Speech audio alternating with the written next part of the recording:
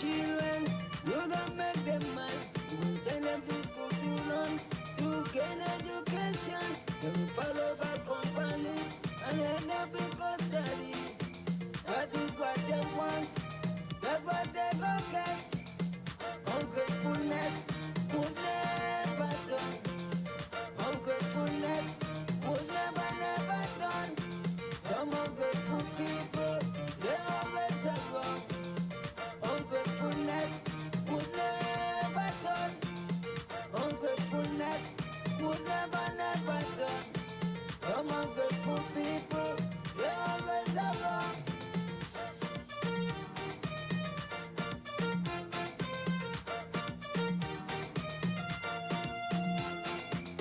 Do good to those who do good to you, and God will follow you all the days of your life. We respect each other. You will make them happy, give them everything they want. And behind your back, they will try to take your life, but never damn the bridge that you cross on. When you was at the gun, remember I will pick you up. Ungratefulness would never done. Ungratefulness would never done. Some ungrateful people, they always are wrong. Ungratefulness would never done. Ungratefulness would never This is not politics. Please don't forget, I'm just practicing to be a poet. Not qualified as yet, but have no fear. I'm gonna get there. I'm not in this world to live up to your expectation. Neither are you in to live up to mine. I don't owe no one, no obligation. No one owes me none, so everything is fine, fine. I said I am that I am, I am, I am, I am. I am that I am, I am, I am, I am. I am that I am, I am, I am, I am. I am that I am, I am, I am, I am. Say you know what you have, but you don't know what you go get. So cherish what you have to diminish regret. But what on earth lasts forever? Not even things created by the great Jehovah. So the green grass ceased to grow to allow the yellow vibes to flow. But boy, one song I sing, one bell a ring. If we didn't know, we never know yellow would have treat us so. When you trick us with campaign promises, we won't stay at ease, that's the way it is. We've waited in vain, hoping you'll ease this train, but you now refrain, They began with the blame game, giving NNP more fame. Past administration, the cause of frustration. Past administration, chief of corruption. Then to economic recession, we can't give you attention. Economic recession, the cause of poverty in the land. Economic recession, no employment for the ordinary man. When you trick us with campaign promises, we won't stay at ease, that's the way it is. We've waited in vain, hoping you'll ease this train, but you now refrain. All your projects are stuck in a pipeline, but when asked, how is the country going? Oh, fine. We are looking into it. Never mind. Only projects in pipeline, no water to cool down the yellow temperature. When will they start? Please answer that. Oh, soon. Maybe by the next full moon. Although things are turning at a very slow pace, we now run no race. 5 years is a lot of space. It's just a few hungry people in a place and a few disgruntled green people with their vexed face. When you trick us with campaign promises, we won't stay at ease, that's the way it is. We've waited in vain, hoping you'll ease this train, but you now refrain. Busy God. Good night to you, Grenada, Carriacou, and Petit Martinique. Once again, it is time for Talking Points. My name is Sheldon Scott. I will be with you up until the 10 o'clock hour. Frenchmen can never be wrong, but you hold your yellow convictions. And of course, we say a special good night to our listeners via 91.9, 91.5 Real FM. Broadcasting in beautiful St. Patrick. Less stress on the economy. You are Manchester, whole of the country. You didn't see us down by the brewery when they send SSU to between. Trick us with campaign promises. We won't say a tease. We say a special good night to all the listeners via 94.9 We Noise Radio out there in Brooklyn. You now refrain. So we've heard about your internal division, but some can't digest that one. Remember the man say he's an asset to the party? And will we vote you without him? You left him with Glenn alone. Maybe they cloned. And however... Also saying a special good night to those of you joining us on the Facebook. Let me see who is there. And let me start from Yolande Mitchell Morin, Dennis Fabrio, Agatha Debole, Claude Abraham, Laslin Douglas, Ann Jackson, Enid Dakota, Patsy Budd, Tora St. John, you just recovering, y'all. We papa. Junior George, special good night to you, bro. Annette Sincere, Peter Stryker, Lois, Bernadette Joseph, Mish Alexander, Cicely Celestine, Teresa Gill, Velma Pascal, Adorable Kathy Gilbert Levine. Good night to you, cuz. Diana Romney, Rodney Barry, Kenrick Gordon, Red Gull Pascal, Langdon Jane. Why does he say Langdon Lane? Langdon Jane. Good night to you. Tora St. John. I ain't getting mixed up in that one. Tora, and I call it before, but I ain't getting mixed up in that one. Winnie Simon, Maria Ramsey, Mavis Thorne, Amina Thomas, Tevin Simon, Amanda Charles, good night, and Laslin Douglas, I see you there, Susan Steele, Wallen Aquat, and Veronica Bailey, Micah Ventura, Jill Williams, June Julian, Marva Julian, Joan Henry, Alicia Joseph, Rodney Barry, Rita, good night to you, dear. How are you and Randy? And Sunny Isle, I see Margaret Alexander, I see Charmaine Thomas, Norman Noel, Gillian Prescott, Lele Peters. Let me see who else is there. Laurette Charles. Come on, Anna Lewis, I see you all there. Remember to like and share, folks. Like and share the live. Rachel Alexander. Let me see, sometimes you have to fan with it. Sometimes you have to just take a look at fan with it. Right, Rodney Barry, Alisa Joseph. I see all of you there. Let me see, over on the YouTube. Who's on the YouTube there tonight, bye? Sherma Jeremiah, good night to you, and Zela. Phyllis Mitchell, Veronica Lois, Gavin Thomas, Jacinta Livingston, Kevin, Maria Noel, Kathleen Ledlow, Wilfred Antoine, Marlon Panchu, Gemma Warwood, Alban Harris, Sandra Pascal, good night to you, and Xavier, and Exalia, Adrian Watts, good night, Errol Bonaparte, Mina Baptiste, Kashima Roberts, good night, Baby Daddy, Jesse Sherry, Jenna Benjamin, Anne-Marie Celestine Grant, Kim Creedland, Maud Martin, Matthew Bowen, Jerome Lois, Ann Andrews, Christine Otley, Alan Jones, good night to you, and Zoe, good night, my dear, Marilyn Ferguson, Deborah Laborde, hey, Bear, that's a new one, good night, Faithlyn Hallie Douglas, I'll hear the voice, wanna come and go, Clive Raymond, Carl Jones, good night to you, Janice Mitchell, Cynthia Bartholomew, Dennis Bain, you're up in Washington, D.C. Good night to Washington, D.C. All of the listeners in the Maryland area. Washington, D.C. All of you down in Florida. Michelle Alexander. Gertrude Abraham. Good night. Jacinta Alves. Deborah Laborde. Good life. Patsy Frank. Jen Angie. Good night.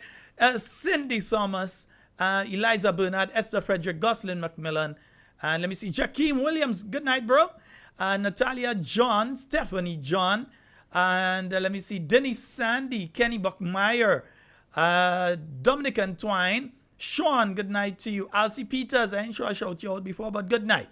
All right, nice. Christopher Johnson, Lydia Isaac, Lorna Johnson, Bernard Thomas, Stephanie Simon, Mayana, Julian, good night to each and every one of you. I hope that you all are having a fabulous, fabulous night tonight, yeah? Then to economic recession, we can't give you a So as I say, sometimes you just have to fan with it. Sometimes you just have to fan.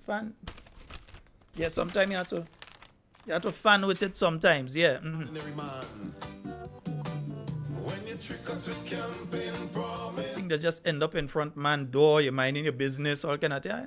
we've waited in vain, hoping you'll ease this strain, but you're not refrain. Not my fault. I just ask questions. I don't know. I just see things that just end up in front of my door. But when asked, how is the country going? Oh, fine. We are looking into it. Never mind. Only projects in pipeline. No water to cool down the yellow temperature. When will they start? Please answer that. Oh, soon. Maybe by the next full moon. Although things are turning at a very slow pace, we now run no race. 5 years is a lot of space. It's just a few hungry people in a place and a few disgruntled grim people with their vexed face. When you trick us with campaign. Just a program note though, our overseas line is still down. I may have to get the company to come in and check it. The normal line is okay, but the overseas line is down. So those of you who are overseas and would like to call into tonight's program, you can call us directly, or you can call us on the WhatsApp. So you just instead of 4407377, you add your 1473 before it, and WhatsApp should recognize it. So you'll be able to call us on WhatsApp instead of having to call the overseas line. So the overseas line continues to give us some problems, but you can call us via WhatsApp. I'm making sure that the WhatsApp is up and running properly as well. We've waited in vain, hoping you'll ease this strain, but you're now refrain. You all will excuse my throat. There's some work going around, so it's a bit dusty around, so it's affecting my throat. That's why I have to constantly be drinking the water, yeah? And will we vote you without him? You left him with Glenn alone. Maybe they cloned. And however, I foresee a pretensive unity that will mislead a lot just before the next ballot. But you guys will have to come real good, cause it's a long time grenade I need to Joyce Phillip, good night to you. think politician good. Mr. and Mrs. Ashton Frame, yeah, good night to you, sir, and your lovely wife. Phone ring, man answering, yellow. Good night to you, Mr. Hudson and Mrs. Maureen Macphail. I know you're listening as well. And so says 11-4. Martin and Miss V. Watch, I come in Bali tomorrow, eh? Yeah, I have to pass and drop that stuff Bali tomorrow. Nice. Yes, folks, I'll look at check cam here. She have thing down there. Check for the t-shirt. I'll look at pass down and check. Nice. But you now refrain. Haven't gotten green in the large and haven't gotten more green yet. They're on their way, but we haven't gotten them yet. But we do have blue, we have black, 1 or 2 red, the last couple red. Yeah, but we've got blue and we've got black. Yeah, nice, right. Allow the yellow vibes to flow. But boy, one The last few red, so you had to check Cammy fast, eh? know, if we didn't know, we never know yellow would have treat us so. When you trick us with Mr. and Mrs. Cruikshank, hope you're having a wonderful night. Mammy George. tease, that's the way it is. We've waited. Mammy George, I look us in the morning, eh? You lose the strain, but you now refrain. You now refrain. You know your son wayward when you're ready. Blame game, giving NNP more fame. Past administration. I ain't find I seen the numbers to open the envelope yet. Nice. I don't know, you're joking that. All you have to like and share, man. I ain't opened the envelope yet. Then to economic recession, we can't give you attention. Economic recession, the cause of poverty in the land. Economic recession, no employment for the ordinary man. When you trick us with campaign promises, we won't stay at ease. That's the way it is. We've waited in vain, hoping you'll ease the strain, but you now refrain. All your projects are stuck in a pipeline. But when asked, how is the country going? Oh, fine. We are looking into it. Never mind. Only projects in pipeline. June Julian, I see you. Only yellow temperature. When will they start? Please answer that. Oh, soon. Maybe by the next full moon. Although things are turning at a very slow pace, we now run no race. You know, sometimes you ask questions in Parliament and they don't answer, but the answers just come otherwise. So, you know, sometimes we just have to put the answers out. Cause with campaign promises, we won't stay at ease. That's the way it is. We've waited in vain, hoping you'll ease the strain, but you now refrain. Busy governing, busy managing, busy politicking, busy neglecting, busy inflicting poverty and hunger throughout Grenada. Yeah, I'm only seeing one complaint about the audio tonight, so I think that's pretty well okay. I know the technician did work on it on Thursday and on Friday. They did work on it, although I am hearing a little something here and again. Yeah, nice. All right.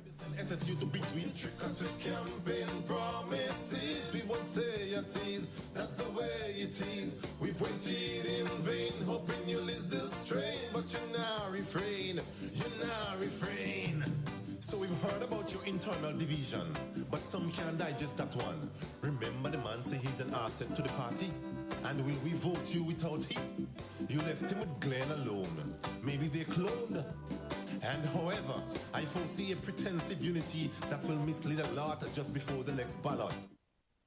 You know, this morning I was looking at GBN, and I was looking at the interview by the chairman of the board of the Housing Authority of Grenada. Strange enough, I thought he probably would have told us who are some of the members of the selection committee, but it seems as though that information still eludes that individual.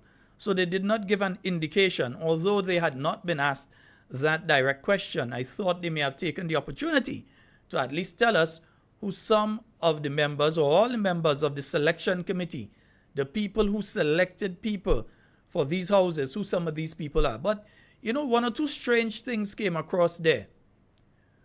One of them was that he said that some of the financial institutions are just getting back to them in relation to the houses and the arrangement that they wanted the different financial institutions to do.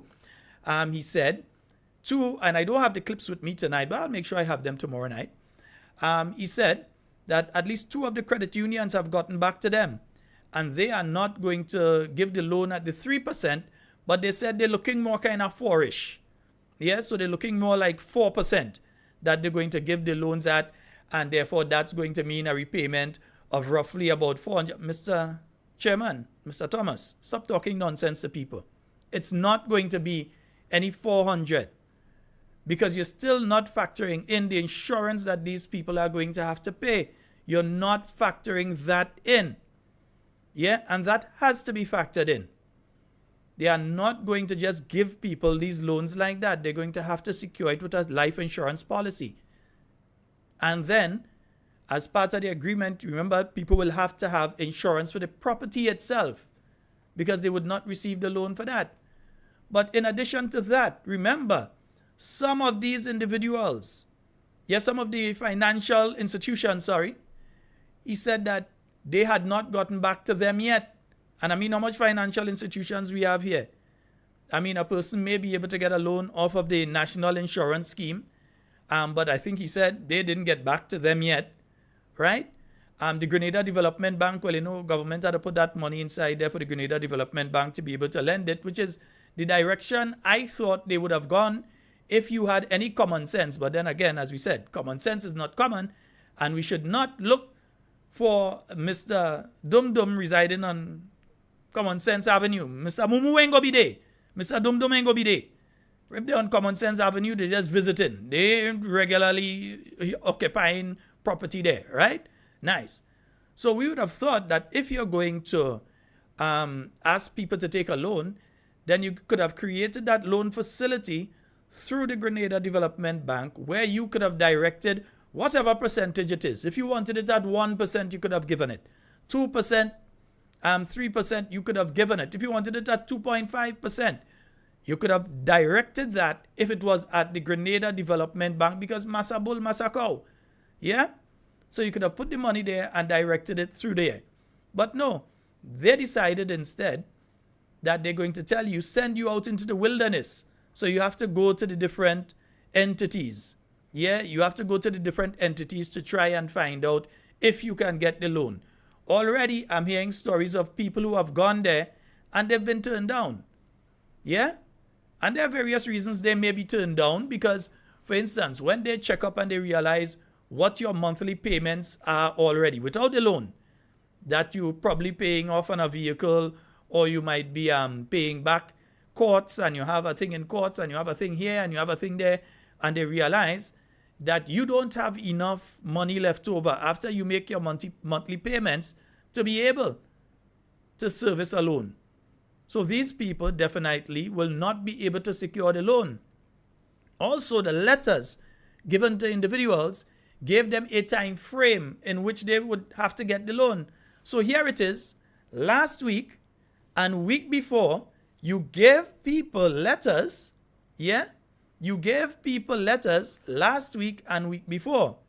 You came to the nation week before and said to the nation you've had the discussions with the financial institutions. Yeah? Now it is today. You're saying that some of the financial institutions have to get back to you, that two of them get back and say not 3%, they're looking more like 4-ish percent. That's the sort of thing that's taking place. The kind of mamagism. So they're telling people go, and then various people have been messaging saying, yes, they went to the financial institutions. Maybe one or two got through, I don't know.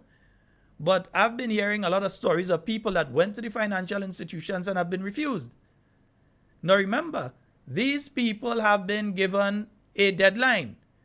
I do not know if the housing authority, in all the wisdom that seems to evolve and devolve when it comes to the board of directors there and whoever else, the minister and so with their various machinations, I don't know if they are going to extend on those deadlines.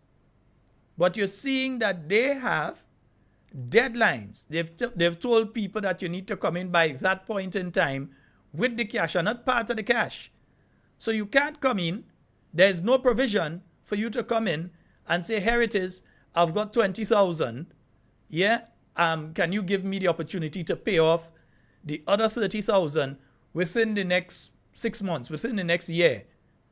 There's no provision for something like that. You've got to come with your money and you've got to come with your money flush. That is what they have said. Yeah? There's no provision for the person who only has a 5,000 right now, cash in hand. And no low-income person in Grenada is going to have that kind of money on hand. I saw some people trying to... Remember, a lot of these people who talking the bread, butter already on both sides and plus a toast, you know. Yeah. So they don't really understand. Or they want to forget, or they just bad mind. They know that the average person now, they have a $10,000 on their hand, they don't have a $50,000. Some of them don't even have a $5,000 on hand. You see many people, they want to go and buy a local vehicle, some of the vehicles $7,000, $8,000, and they still have to go and get a loan to buy it because they don't have that kind of money on hand. Yeah? So many of the people are actually losing the opportunity that they have been given. Yeah? And remember, we still don't know who give them because they want to say, and they're going to continue to block and try to obfuscate the issue of who are the individuals that made the selections. Because they don't want you to know if they've made selections and you might see somebody who is on the committee making the selections, family member, getting a home. Or somebody who is on the committee, near relative, getting a home. Or their boyfriend or their girlfriend. Yeah? Or their workmate or their friend. They don't want you to know who are the members of the committee because they don't want you to recognize if that sort of thing is taking place. And again, I would say it is important for us all to know who is the committee. Who are the people who are on the committee, who have made up that committee that are making the selections. Because remember, those folks who were selected and were unable to come up with the funds to get the home, they've lost the opportunity. And therefore, others need to be selected. So you want to know who's doing that selection. You want to make sure it's above board and everything is all clear and so on.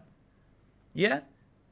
You want to make sure that everything is pretty well and okay. I don't think they need to be afraid to put out something like that. I don't think they need to be afraid to tell us who are the members of that committee. You need to fan every now and again. You have to take a look at fan. Yeah.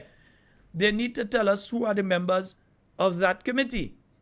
Because it seems as though when it comes to giving information, Stephanie Samuel out there in Washington, a good night to you, my dear. Tyrrell Strawn, Mr. and Mrs. Mitchell. Mr. Mitchell, I met you by NIS last week. I have to say a special good night to you. Huh?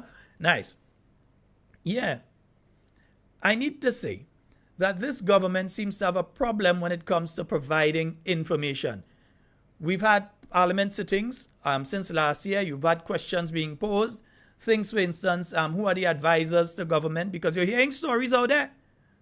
You're hearing stories about who are some of the advisors and the kind of salaries that they're receiving and that kind of thing. But yet still we are not getting that information. When you ask, they are not providing that information. They go into Oyo and Timbuktu. And they're singing a jaunty tune coming on the way back, but they're not providing the information. Yeah? You're asking them about government and travel. They are not answering those questions. In fact, as Parliament has just reopened again, you'll have to resubmit some of those questions. Yeah, because I think the questions would have died when Parliament closed. That was the end of those questions. So as Parliament is reopened, you have to resubmit the questions again. Right? And let's hope it doesn't take until Parliament closes again and you have to resubmit it again. And that sort of run around and merry-go-round to answer questions. Because you and I are still waiting for the answers to various questions from this administration. They're talking about Freedom of Information Act and all this sort of thing. Yeah? All this sort of thing. But yet still, you cannot get information from them. Because I have a question to ask them, but I think it's a little too early. I ain't find my numbers yet to ask the question and open the envelope. Because I want to ask them a question that was asked to them before and they refused to answer. So I want to know if what I am seeing is true. I want to know if what I am seeing is true. But before I open the envelope, you know what? Let me open the phone lines a bit and give you all the opportunity to make a call in. Because I told you, I listened to that interview this morning and they talk about the thing in Carriacou and the proper process wasn't carried out. Before the chairman of the board of the housing authority goes further with that, ask him how many people applied in Carriacou. How many people overall? How many houses were available and how many people applied in Carriacou for those houses? Yeah? And that might answer a question that he seems to be posing out there. But at the same time, we want to know who makes up the committee that selected the people for these houses and have any of their family members, close relatives, or even distant relatives, a cousin, and so on. Were they selected? And under what criteria were they selected above other people? Yeah? When they got there, did they meet a list of people that were pre-selected? What did they do with that list? Did they just throw that list out and come with a totally new one that they rammed their people in? We want to know. And then we want to know what is the true situation between the Housing Authority of Grenada and the financial institutions. Because we're hearing today, 2 of the credit unions just got back to the Housing Authority to tell them, no, not 3%, but we might be looking more like a 4-ish. But it could end up at a 5, but more like a 4-ish. And then some of the financial institutions haven't gotten back to you. Well, it's only ACB Bank, Republic Bank, and Cooperative Bank, So which one of them, how much of them ain't get back to you? Because people are already going there. They got letters last week. There are people that got letters week before. Yeah? So these people have already been approaching some of the financial institutions. Some of them are being told, well, listen, we're not too fully clear what we have to do in relation to that. At least that's the stories that I'm not one of the people that went. Never applied, I ain't taking part. But this is what some of the people are saying out there. And then there was a statement made by the chairman of the board that seemed to hint that these houses too good for poor people. That this kind of houses, condominium kind of thing, that seems too good for the poor and vulnerable. That's too good for poor people. Yeah? That is good for other people, but too good for poor people. That's the sort of thing that I was picking up from that interview this morning. I said, we're going to play the clips tomorrow. And anything I say here, we're going to follow up with the clips tomorrow. Nice? Yeah, beautiful. 440-7377. Give us a call. You can call us direct or you can call us on the WhatsApp. Hoping you'll ease the strain, but you now refrain. Busy governing, busy managing, busy politicking, busy neglecting, busy inflicting poverty and hunger throughout Grenada. 1,000 Frenchmen can never be wrong, but you hold your yellow conviction strong, strong, strong. So why not send them advisors home? They're sucking money like water in foam. And rehire the Imanis, less stress on the economy. You are Manchester, whole of the country. You didn't see us down by the Bury when they sent SSU to between. Trick us with campaign promises. We won't say a tease, that's the way it is. We've waited in vain, hoping you'll lose this strain, but you're now refrain. Let me say a special good night to AC Major. So we've heard about your internal division, but some can't digest that one. Remember the man say he's an asset to the party? And will we vote you without him? You left him with Glenn alone. Maybe they cloned. And however, I foresee a pretensive unity that will mislead a lot just before the... And we've got a call online. Good night. Hello. Hi, good night, caller. Hello. Hi, you're live, caller. Go right ahead. Hello. Yes, you're live, caller. You go ahead. Yeah, Shalon. Hi. Good night. Good night. You know, listening to the facts and listening to all what is said about the houses and all them things, I come up with my own conclusion that those people don't care about poor people. They don't care about people in Grenada. Because, okay, that loan thing is so hard. A poor person wasn't able to get that. You understand? So it's like those people don't, all what it does, it don't benefit no poor person. And the thing about it, there's like nothing wrong with that. You understand? Sometimes when I listen to them, I get angry because we didn't put them there for that. I didn't vote for them, but I tell you, they instead of do good, they're just making a mess of everything. You understand? And then now they're going on social media and beat the chest like they do. And you know, one of the things that happened this morning, for instance, I was listening to the chairman of the board of the Housing Authority, and he kept mentioning that people could get a loan as long as 30 years. That's not true. Yeah? For instance, I am 47 right now. I ain't getting no 30-year loan. You understand? I'm 47 and I will not get a 30-year loan. The reason being the repayment period. I am not going to be working by the end of the repayment period. Yeah, that's it. I've got roughly 13 years, well, maybe 15, 16 if they raise the retirement age, before I go into retirement. Yes, so they are not going to give me a loan for 30 years, knowing that I only have 15 years or so at the most to pay it off. They're not going to do that. The bank ain't crazy. They have a board of directors to answer to, you know. Yeah, but listening to something you said tonight, and it makes perfect sense. Now, there's a bank owned by the government. Right? If you know definitely that there's people who will not meet the criteria for getting a loan, you understand me? And you're issuing all those letters and all them things. So why didn't you, as I said, put the money in the bank and allow those people to come and get a loan there? So you know definitely they will get through. But no, they don't want that. You understand? And the thing I see what will happen with those places. Now, some of them poor people will get through. You understand me? Because they might have a godfather or godmother where they could purchase the building, but they have to repay. And when they can repay, what will happen? They have to sell it to people, and one person might own that whole block. You understand me? Mm-hmm. Because that person have the money to pay off whoever have it and whoever is struggling to pay the loan.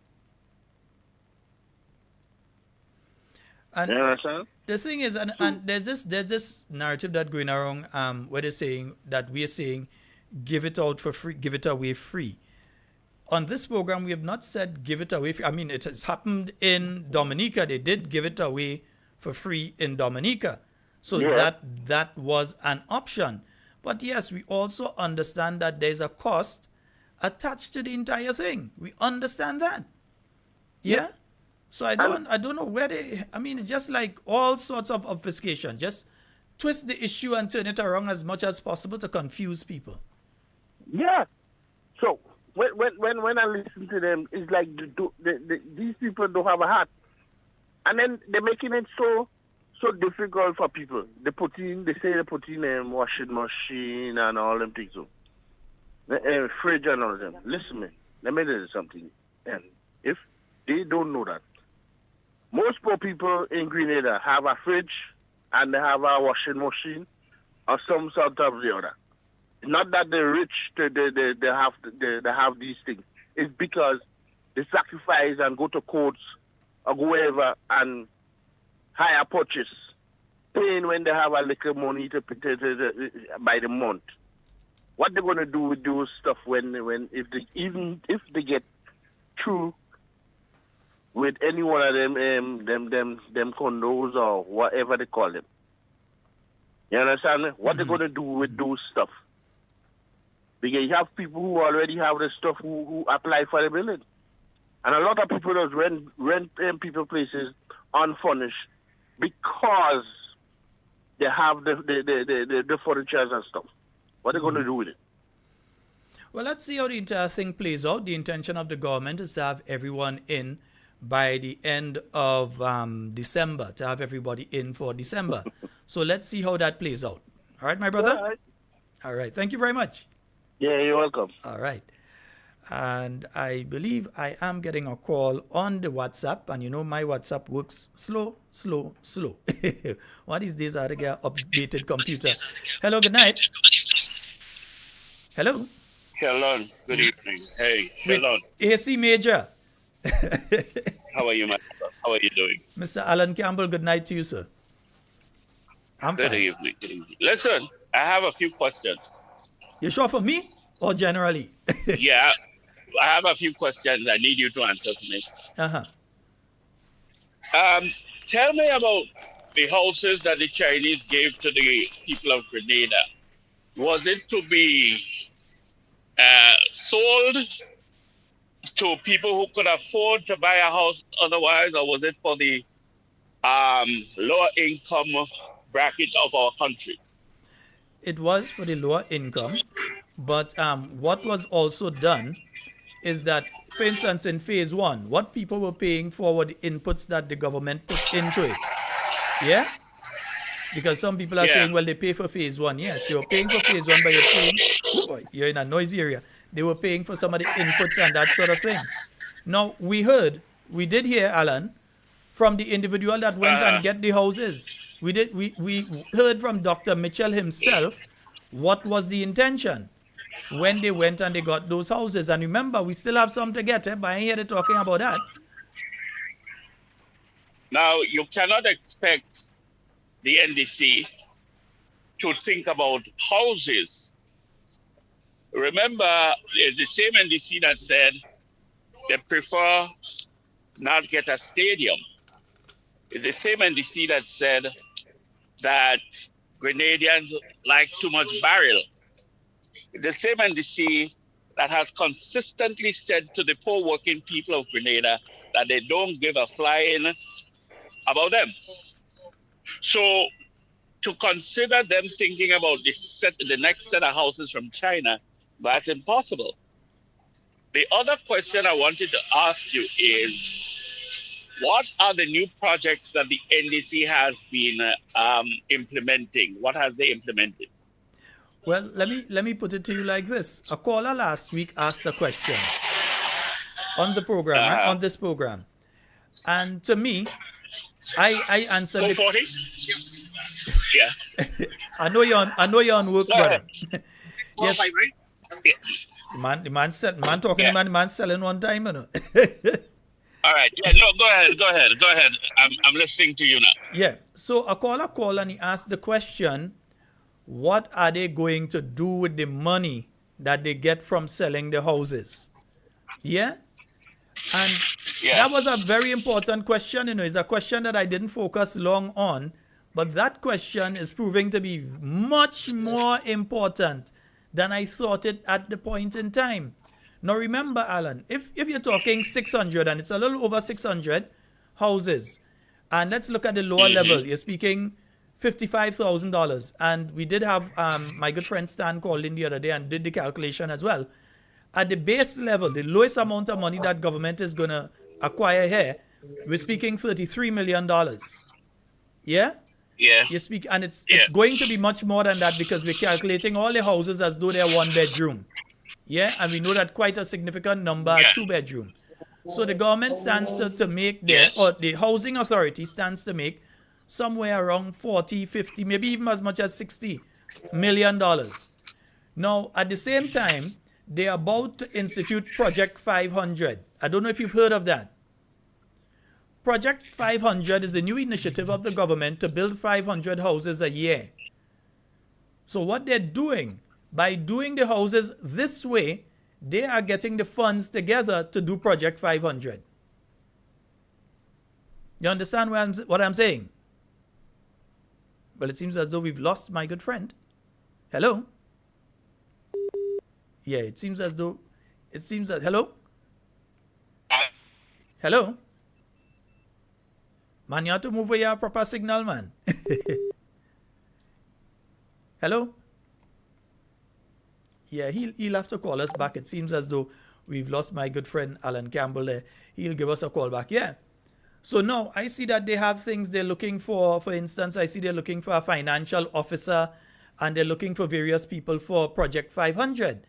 And I'm saying that as far as I'm concerned, that's why they're trying to do what they're doing right now. It's to get the money to be able to do that. And we have him back on the line. Hello? Yes. Are you hearing me? Yeah, very loud too though. But go ahead. All right. So the reason I asked that question is that the government that could not do anything, the government that was not doing anything for Grenada, they have left office about 2 years now, and you're still using the programs that they have done and they have worked for, and you have not been able to institute any new programs for yourself as the administration. Now, I'm saying all this to say that it appears that the people of Grenada have given up on Grenada. Because how could you have an administration that is so backward and dotish, and it's so self-centered, taking everything for themselves and the family, and have a little bit of people cussing people because we're crying out for Grenada, and these guys are not yet made to run out of office? How can we allow them to do that? So you have houses for poor people, lower class, lower working class, people in the lower income bracket. Yet now they're telling you, go to a bank, get a loan. You have to go through the hassle and the harassment of having to do mortgage, and you have to get lawyer fees and everything, because they have a plan to do 500 houses a year that they will never do. And most of the money go end up in somebody's pocket, like the one that used to take money from the housing authority, 15,000 at a time. I mean, our people need to really sit down and ask themselves if they really love Grenada, or they're just abide and go along with while these clowns continue to put our country in trouble. You know, and every 2 mornings you hear the whole of the office of Prime Minister is on a trip. But they ain't even bringing back a sweets that somebody sent for us in Grenada. But what kind of leadership are we talking about? How good is that? I mean, could people really allow these guys to continue doing the stupidness? And we have to be serious about it. It comes to a point now that every phone call I get from Grenada is somebody asking for $2 because things so bad. And that is not what our country has to be. They talk about what NMP has done. NMP didn't do anything. And I keep saying one day we have to do 2 programs, just 2, talking about what NMP has done.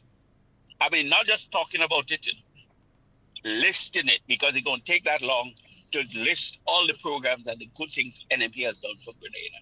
And I think the actions of this so-called, the action of these inept little children should be a clear example that they have nothing good for us. And Grenada is going to continue to suffer if we continue to allow them to get away with the nonsense they're getting away with. I haven't been on for a while, but I have a few things I had to talk to you about first, because it's coming to a point where we had to start marching these guys out. Sheldon, have a good evening. All right, thank you very much, my friend. And oh boy, and I know someone was trying to reach us on the landline. Give us a call back right now, 440-7377. And for those of you that have been trying the WhatsApp and not getting through, I think you have to put a plus sign before the 1473. Yeah, try putting a plus sign and it will work. We've got a call online. Hello, good night. Hello, good night. Sheldon, good night. Good night, my dear. You go right ahead. You're live. Sheldon, I'm kind of baffled seeing you on the talk show program. I am really, really baffled. I don't know what is really going on in Grenada. I am baffled. I am really baffled. Have a good night. But I am baffled. Okay, my dear. Well, she's baffled. I don't know why, but she seems to be baffled. All right. We've got a caller on, let me see the WhatsApp. Let me see if I can get the WhatsApp up. Yeah. We've got a caller online. Good night. Hello, good night, Sheldon. Good night, my dear. How are you? How are you doing? I'm quite fine. You go right ahead. You're live. Yeah, I'm just touching bases to shout you out, to big up yourself tonight. All right, my dear. What I Stay do? strong. Don't worry about them people that don't care. Well, we're quite aware of that by now, eh? Yeah, they don't care. All right. Okay, my dear. Thank you so very much. You have a wonderful night, eh? All right. 440-7377. That's 440-7377. That is the number for you to call and get on the inside. If you're outside of Grenada, you're trying to get us via WhatsApp, put a plus sign before the 1473 440-7377. Yeah, put a plus sign before it, and you should be able to get through to us. So I'm saying that when I check, I realize that, one, you've got the situation, and we've got another caller here. Let me just make sure I can punch them in properly. And folks, remember to like and share. Like and share the program. I ain't touching the envelope yet. Yeah, we've got a caller. Good night. Hello. Hello, good night, Sheldon. Good night, my brother. How are you? I'm fine. Okay, go right ahead. You're live. I got a quick question. When those buildings was it built to provide housing for the poor and the vulnerable, or was it built for persons who have a deep pocket? It was built for low income. Yes, so not people who are multi-millionaires or people who would naturally have a 50-something or 60-something thousand dollars in the bank, but for people who may not be able to have those sort of means, because those sort of people would be able to build. These houses, let me tell you how the houses came about. It was after Hurricane Ivan. You had a terrible housing situation in Grenada. Many people were living with relatives. You had children who had moved out from home for how many years? They had to go back home and stay. You had all sorts of situations that were occurring in the island, and due to the arrangements with China, they were building 2,000 houses for the people of Grenada, and low-income houses, because you were looking at people that may not necessarily be able to go into a bank and get a loan. Yeah? They would be able to make their payments to the government, because the government wouldn't charge a 5% interest or a 6% interest or a 7% interest and ask for different things. So they may be able to make a payment to the government. But when it comes to the financial institutions and the various other add-ons that you're speaking about, they may not be able to make those payments. Yeah, it may put it out of their reach. Got it. So, persons in the diaspora. Let me backtrack.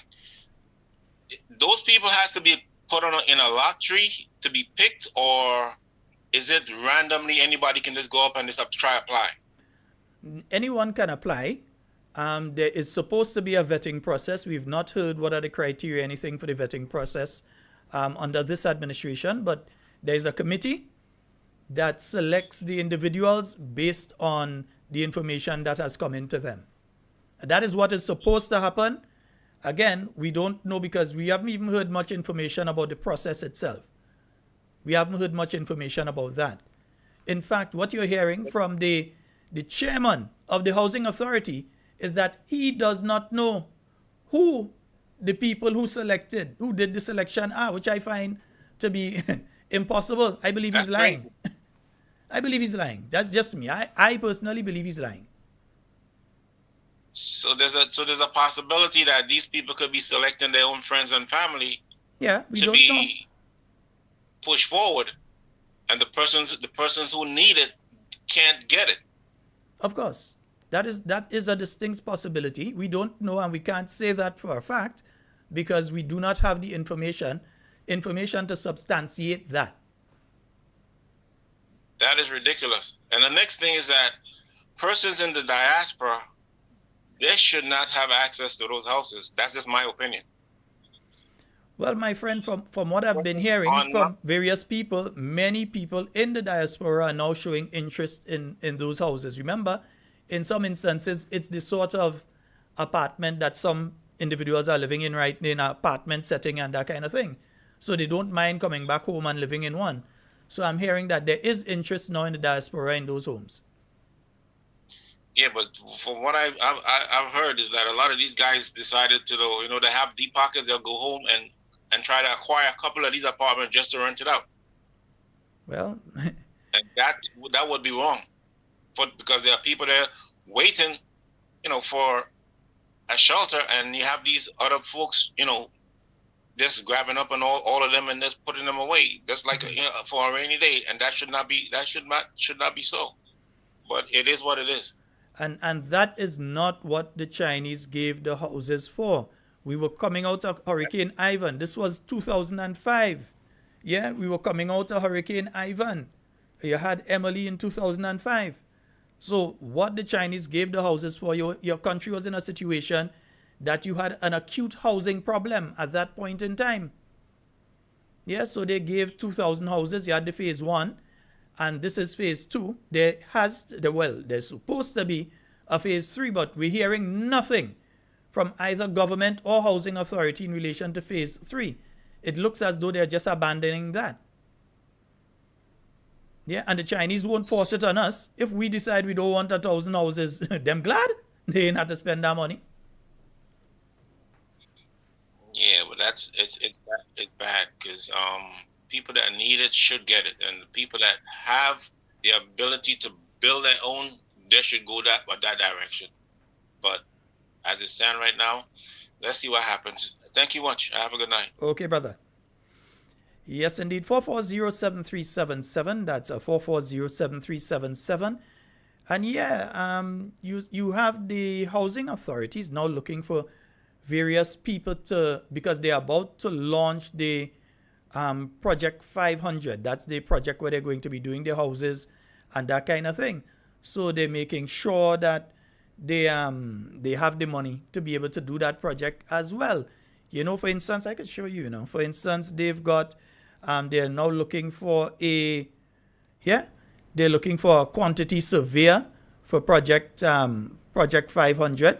So they're looking for a quantity surveyor, and they're looking for various other people to fill positions there. They're looking for financial officer and one or two others that they are looking for that particular project. Yes, and I know I ain't touched the envelope yet. Nice, I was touching it just now.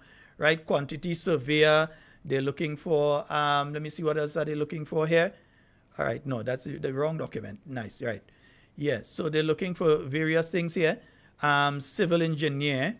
I know that they're also looking for a civil engineer for Project 500. So you understand why they need the money immediately, because they're going to use that money to fund Project 500. It's being done through the same ministry. Yeah. So we've got a call online. Good night. Good night, Sheldon. Good night, my dear. How are you? Not too bad. All right. Did you get in touch with the lady? Again, I did call. I did not get them. I did You get call. her? I did call. I didn't get them. Yeah, here's what. I'm going to stay 5 minutes when I'm finished. Call me. Call me back here. I'm going to stay 5 minutes after I finish the program. Okay, then. All right. Yeah, 440-7377. That's 440-7377. That's the number for you to get onto the inside. Now, you know, I was speaking earlier about the fact that we have been asking for information and that information has not been forthcoming. This administration has hired several advisors. You've been asking for information in relation to the appointments, how much these people are going to be, let me just make sure I clear the line, how much these people are going to be working for, and so on. So I've got something to show you here today. Yeah, I've got something to show you here today. I would like to show you, and I'm going to show you what I've received in the envelope. Yeah? And what it speaks to here is a contractual arrangement. Yeah? Let me just read it for those of you who are on radio and may be unable to see. This agreement is made the 9th of August in the year 2023 between the Government of Grenada, represented by the Permanent Secretary in the Ministry of Agriculture and Lands herein, after called the Government of the one part, and Mr. Jerry Germain Eno of Dr. Bellingwolf in the parish of St. John, herein called the contractor of the other part, collectively the parties. Yeah? So Mr. Eno is now contracted as an advisor to the Government of Grenada. Yeah? The engagement of the contractor shall commence on June 1st, 2023 for a period of 1 year and may be determined in accordance with Clause 7 below.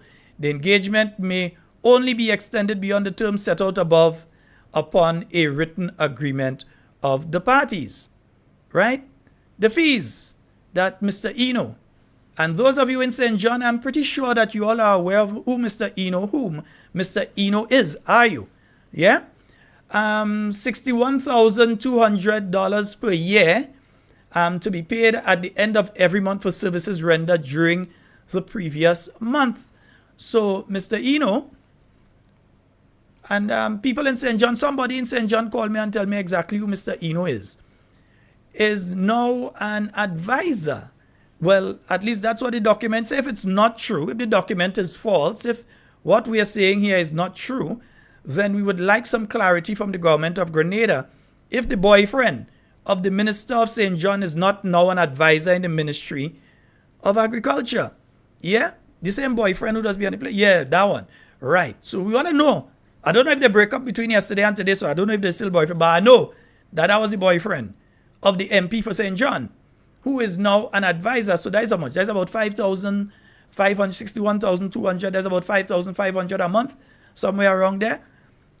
And I'd like to know as well if this individual, outside of that 5,500 per month that they are now getting as an advisor, if that individual is still employed, is still employed with the St. George's University, if they're still employed there. Because I'd like to know if they're employed with St. George University and they're getting their money down there. And now they also have an advisory position with the Government of Grenada where they are receiving $61,200 per annum. And let's go through the contract. Maybe we might see something else that they get in there. You don't know. Let me see. The contractor shall solely be responsible. So they have to pay the NIS and the tax for themselves out of the money. So they have to take out that, right? Yeah, the same people who are saying when you're working for the Government of Grenada, the government is the employer and supposed to pay a tax. The contractor shall be solely responsible for any and all taxes, national insurance contributions or payments, disability insurance, unemployment taxes, and other payroll type taxes applicable to such compensation. But I thought that the present Prime Minister said that was illegal when you're giving people a contract. I thought he said that he is a lawyer from the East that's going to defend people who get in contracts and so on, and they have to pay their own NIS and so. But, I mean, I expect the person to pay the taxes. I don't expect government to pay the taxes for them, but they have to pay their own NIS and that kind of thing, and they're contracted by the government of Grenada anyway. All right? Nice. So, they have their clauses here: compliance, government standards, termination, etc. Yeah. And I want to know, somebody from St. John, the phone line open, 440-7377. Somebody in St. John, tell me if this is not the boyfriend of the MP, because I could tell you something. If something like this were to take place under the new National Party of Dr. the Right Honorable Keith Mitchell, we would never hear the end of it. You'd be seeing protests on street, protests in road, protests all over the place. You'd be hearing who wicked and his only nepotism and his only friend and family, because as far as I know, this individual is otherwise employed. Otherwise employed. As far as I know, as I said, I don't know if they continue to be employed by the St. George University. But as of the 9th of August, from what we're seeing on this document, if the document is real, next thing somebody set me up and they drop a false document in front by me. So if it's real, tell us if it's real. Yeah? This is an interesting part. Clause 10.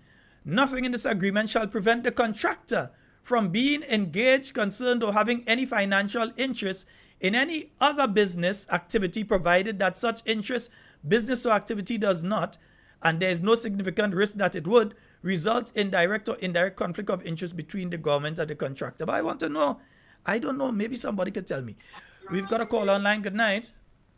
Yes, good night, Sheldon. Hi, good night. I just want to make a few comments on the housing program. Mm-hmm.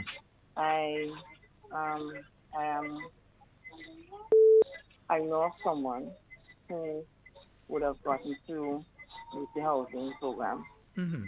And to be very honest, when somebody, you see that the person applied and you're able to get through, you're happy because, it's an opportunity to own at least a house. Yeah. Yes. Now, when the letter was read to me, I was in a shock. I was shocked. Well, at first, the individual said to me that they were told that they have to go to the bank to get a mortgage. And I said to them that this is not supposed to be the case, because it's for persons who cannot afford to go to the bank, or who, their income cannot take them to the bank, as we all know. Now, fast forward a little bit, they were told by somebody that the government is speaking with the bank. No, actually today they went to the bank and they were told that this what was presented to them it won't happen. It's nonsense. Basically, what was presented to them was nonsense. That the government didn't even come to them and say anything to them. No, they were told, the individual was told that they needed collateral, Mm-hmm. like a house or something, in order to be able to get a loan, because it's from the $72,000. My dear, is it possible you could move away from that noise, because it's seriously affecting my noise, it's affecting my ears, and I could imagine for listeners. Sorry, from $72,000 it will go up. So in actuality, they needed collateral. Sorry about that. They needed collateral, and they were told that it's probably better to take a loan and buy a piece of land and go through the process of getting the apartment down there. Now, this is disheartening. It seems to me that this is a well-orchestrated plan by the National Democratic Congress. As we all are aware, that they have their people to put in place. How is it that you could give somebody a 2-week deadline to get a mortgage from the bank, knowing full well, based on the scale of their salary, that they would not be able to get through? Knowing full well that by the time the bank asks all the right questions, and they realize that this person's salary is not adding up. They will not. And I mean, this is disheartening because there's an opportunity for some young persons, some persons who aren't able to go to the bank, to own something, within the next couple decades or whenever, and you send them to the bank knowing full. That's an evil act. You have spoken to somebody who this has happened to. I have received messages from a couple of people, who went and were refused. Yes, well, that's what happened basically today. One person said the individual was refused the loan because they needed to come up with a collateral. You're looking at almost 100 and something by the time they add the fees. And as a matter of fact, if you had just said, well, okay, we could. Why they didn't do just a salary reduction then? You have people that are working with government or whoever they're working with, do a salary reduction from their salary or something, and make them just pay the $73,000, however they could pay based on their income. But this is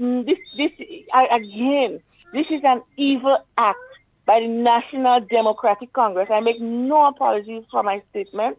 This is an evil act by the National Democratic Congress. This is to stifle the people. And to be honest, I want to believe that they feel, or if they didn't vet these people, they must probably feel they applied under the new National Party. So they probably think, well, okay, let's just do that to them so that they wouldn't be able to get through. Or they probably, I don't know who came up with this. You're saying who came up with that? Who came up with that? You mean you must look for people in society that cannot afford I have said on this program that the government lacks emotional intelligence. Had they had emotional intelligence, would have told them that they ought not to try to do a celebration on October 19th. If they had emotional intelligence, they would have not tried to do that activity, which is an activity that you're celebrating. You're starting the celebrations of your 50th anniversary on that day. It would have told them that that you cannot take $150 from people and then tell them that always the last administration do it and they didn't budget and all this nonsense excuses that they're using. It would have told them to continue doing it. Yeah? I mean, this is the straw that broke coming back from me. This just sent me. I mean, you cannot do people these things, especially people who are working, who cannot have their income, cannot afford them. This is an opportunity for people who cannot do certain things to go to own something, and this is what you do, man. This is what you do. Let me tell you this something. Is evil. Nothing more than evil. But why are you shocked? Evil, why are you shocked? Sorry? Why are you surprised? Why are you shocked? I'm not surprised. I'm not shocked. Okay. But I just making sure. Because based over the last year or so, you know what I mean? Based on the last year or so, what have they been doing to persons, on the lower income bracket? I mean, it's not shocking to me, but I mean, this stops it off for me. This stops it off for me because you see people who the excitement and the individual is naive. They're not aware that there are certain things that you have to go through with a bank. So it's when they stick to the banker now and the banker is telling them that they won't be able to get through the loan unless they can come up with a collateral of X amount of money. And then it's better, based on their threshold or their income, it's better to buy a piece of land for $30,000 or $40,000, and then you could see what could probably come back and build something on the land. When you hear these kinds of things, when reality actually sets in or hits them, then you understand the wickedness of this government. The wicked shell. Have a good night. All right, my dear. And when I say it, people just want to think, yeah, but the truth is the truth. Yeah? Yeah, I think the word for tonight is baffled. I am baffled. I am seriously, yes, I am baffled. Oh, my goodness. Yeah, that's what's taking place. No, we have some more thing to say about housing, because I realize now they had the little meeting over the weekend and they decide to try and control the narrative on various programs in relation to housing. So who they send on that program and who they had calling that one and that one and that one. You know the problem here? Those of you that are now facing and being refused by the lending institution, you all telling us, but you all ain't calling and say. Yeah, so people saying we giving second and third hand information. Meanwhile, you all ain't coming out. I know you all may still be holding out some sort of hope that there's a possibility that you can get one of the homes. I understand that. We have a call online. Yeah, good night, Shalan. Good night, my dear. Okay. NDC government really is not for the poor people. So Eric Matthew Gary, the houses on Morris Bishop Highway. So Gary put on these houses. River Road Housing Scheme. Telescope. Well, the people and them, I think they model their house up in Telescope. Dunfermline. And where again I could think about. Then Morris Bishop came, and Morris Bishop put up the houses, some of the houses in the housing scheme. NMP come, and they broaden it. NDC government don't put on one house since they're in office. They put on one house for the poor people in Grenada. But what the other government do, and the last government do, right, they take it and they want to sell it. I mean, you know, it's painful and it's hurtful to see the Grenadian people suffering. And they want to take the houses and go and sell it, give people outside. And for people who have money, who could afford to buy a piece of land and to build a house. Cost go take them. Mali West, Wobian to them. They will meet it up. And remember, when they get out inside there, they have to face the poor people on the street. And I know they will have a hard time with them. Thank you. All right, my dear. 4407377. I wonder, nobody in St. John can tell me who Mr. Eno is. I see he's advisor to the minister on the blue economy. Yeah, advisor to the minister on the issue of the blue economy. Yeah, so in other words, in relation to the ocean and that kind of... No, in no way, and I don't want anyone to get me wrong, in no way am I saying that the individual may not be qualified for the job. I'm not saying that. I'm saying that according to the Integrity in Public Life Act and what it speaks to in relation to the actions of the people in power at any particular point in time, that there is a perception that his appointment can be seen as nepotism. Yeah? So nobody is saying that he do qualified and thing and is not a young man come out and go, because you know some of them guys what they come in to say, oh, you're attacking a young man, he come out as St. John's and that kind of thing. But if he have one job down at the university, and I don't know how much the job is paying down there, but I know this one is paying over 5,000, yeah, on a monthly basis. So you couldn't find somebody else to fit in there. I mean, I'm sure it have people that work on the campaign that has a little qualification and thing that may have been able to fill a little gap there, and just in case. I don't know. I'm telling you, I don't know. I do not know. I'm asking the questions here because somebody dropped that, so I want to know who is he know. Somebody tell me if I'm correct or if I'm wrong. I know. We've got a call online. Good night. Hey, good night. Good night, my friend. How are you? Are they? All right. You go right ahead. You're live. Yeah. All what's taking place with the, especially with the last one you talk about it, the blue economy. All that is Dr. Keith Mitchell project. So NDC have nothing to give Grenada more than to just kick them out and put them on the side of the road. And those who vote for them, they reject them at the moment. But at the end of the day, what are we going to do? We have to get up and get and match these people out of the parliament. Thank you. All right, my brother. All right, 440-737. I'm baffled. 440-7377. That is the number for you to call and get on to the inside. People are St. John. Yeah. I know. I was a minister and traveled with my girlfriend and all kind of thing. How would I be in trouble? Yeah, but you see, there seems to be, within this country, in the minds of some people, there seem to be one set of rules for one group of people and another set of rules when it comes to another set of people. So you have people that would be highly concerned, they would be baffled. Yeah, that is a word I'm going to use again tonight. Yeah, baffled. They would be, they would try to find out about how things happening, and they would make all sorts of noise and complaints and so if something is happening under a new National Party government.